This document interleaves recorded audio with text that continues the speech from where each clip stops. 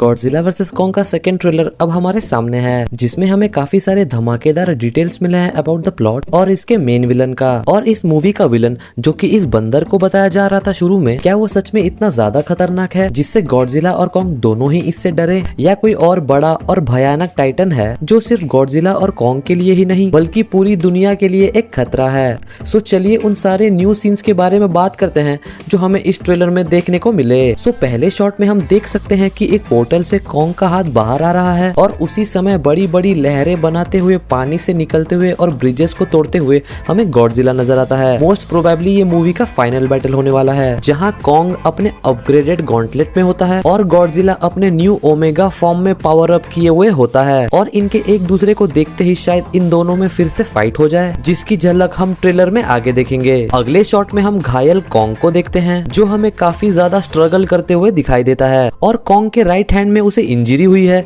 और ये कैसे हुआ उसकी बात हम आगे करेंगे। अगला शॉट थोड़ा इम्पोर्टेंट है, जिसमें हम जिया को देख सकते हैं थोड़े परेशानी में और उसे कुछ विजन्स आ रहे हैं और उन विजन्स में उसे तबाही नजर आती है। गॉडजिला और इंसानों में फिर से जंग शुरू हो गई है और टाइटन्स के बीच में एक नई वॉर। बट अब आता है ट्रेलर का सबसे इम्पोर्टेंट पार्ट, जहाँ इस सीन को पॉज करते ही हमें इस मूवी के क्लाइमैक्स बैटल का एक वाइड एंगल शॉट देखने को मिलता है, जिसमें हम देख सकते हैं कि इसमें टोटल 4 टाइटन्स हैं। बीच में एक ब्लू एनर्जी ब्लास्ट होता है, जिसके बीच में हम कॉन्ग को देख सकते हैं जिसमें उसका आमना सामना हो रहा है स्कार किंग के साथ, और उनसे कुछ दूर हमें गॉडजिला नजर आता है एक ब्लू आइस वाले टाइटन से लड़ते हुए, जो उससे साइज में काफी ज्यादा बड़ा लग रहा है और काफी ज्यादा ताकतवर। और अगर आप सोच रहे हो कि ये कौन है, तो ये है टाइटनस शिमू, जिससे अर्थ का पहला और फाउंडिंग टाइटन भी माना जाता है और यही है असली विलन इस मूवी का, जिसके बारे में डिटेल में बात मैंने अपनी पिछली वीडियोस में किया था। और इस फाउंडिंग टाइटन शिमू के पास आइस वाले पावर्स हैं। तो जिया को विजन्स में सेकंड टाइटन वॉर दिखाई देता है और वो कहती है कि उसके साथ कुछ तो अजीब हो रहा है। अब जिया की ओरिजिन भी काफी मिस्ट्री रखी गई है, बट एक थियोरी के मुताबिक जिया बिलोंग करती है उस सिविलाइजेशन को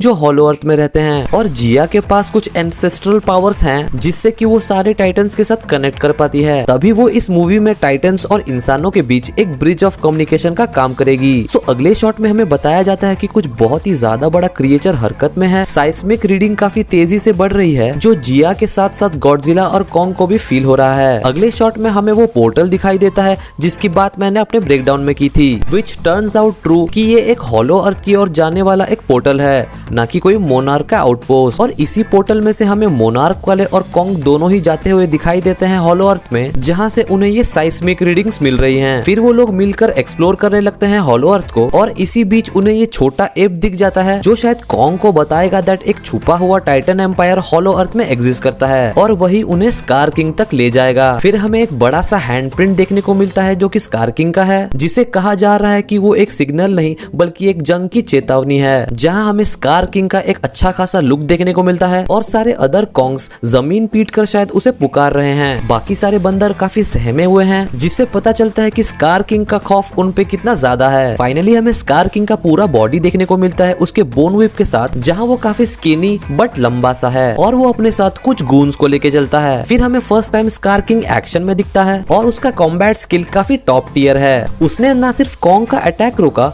बल्कि उसे काउंटर करके एक बढ़िया वाला रिवर्स अटैक किया। इससे पता चलता है कि स्कार किंग कितना ज्यादा एक्सपीरियंस्ड है और सब उससे क्यों डरते हैं। अगले शॉट में हमें पहली बार कॉन्ग इतना ज्यादा डरा हुआ दिखता है जैसे उसने कोई भूत देख लिया हो, क्योंकि उसके सामने आता है शिमू और हमें उसकी नीली बर्फीली आंखें पहली बार देखने को मिलती है। हमें कॉन्ग के तरफ आइस ब्रेथ देखने को मिलता है सिंस उसने कॉन्ग पर आते ही अटैक करना शुरू कर दिया और कॉन्ग उसे गॉडजिला का एटॉमिक ब्रेथ सोचकर अपने एक्स से रोकने की कोशिश कर रहा है। बट शिमू का एनर्जी प्रोजेक्शन काफी ज्यादा तगड़ा है और आइस बीम से बचने की कोशिश करते हुए हम देख सकते हैं कि कॉन्ग का हाथ उस एनर्जी बीम के कांटेक्ट में आके इंजर्ड हो रहा है और अब कंफर्म हो गया कि कॉन्ग का हाथ स्कार किंग ने नहीं बल्कि शिमू ने डैमेज किया है और अब लग रहा है कि अकेले कॉन्ग से तो ना हो पाई भैया। सो अगले सीन में हम गॉडजिला और कॉन्ग को एक बार फिर से टीम अप करते हुए देखते हैं और इस सीन में हम एक बार फिर से शिमू को देख सकते हैं बादलों में आइस प्रोजेक्शन करते हुए और ऐसा लग रहा है जैसे शिमू एक बार फिर से आइसेज लाना चाहता है इस अर्थ पे, जैसा उसने हजारों सालों पहले किया था। अगले सीन में हम गॉडजिला और कॉन्ग को आपस में एक बार फिर से आमने सामने आते हुए देख सकते हैं, बट गॉडजिला उसे अटैक करने लगता है।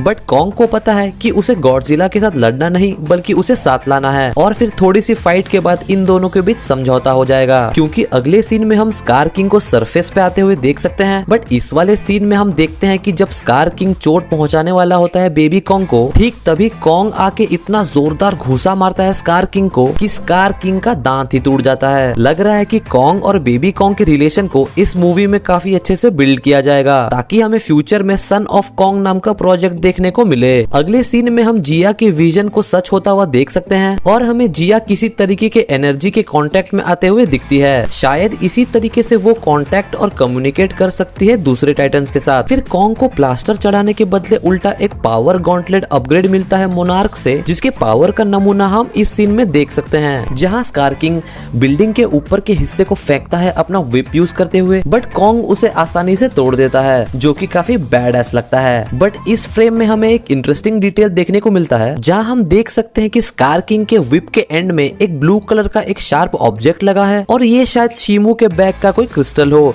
जिसका यूज करके शायद स्कार किंग शीमू को कंट्रोल करता है। अगले सीन में हम गॉडजिला और कॉन्ग को साइड बाय साइड देखते हैं और ये ट्रेलर खुद को एंड करता है। लग रहा है इस मूवी में हमें ह्यूमंस का इन्वॉल्वमेंट काफी कम और टाइटन्स का काफी ज्यादा देखने को मिलेगा, और अगर ऐसा हुआ तो हमें मूवी काफी ज्यादा ऑसम लगेगा। खैर, वीडियो अच्छा लगा हो तो इसे जरूर लाइक कीजिए। मैं मिलता हूँ आपसे अगले किसी वीडियो में, तब तक के लिए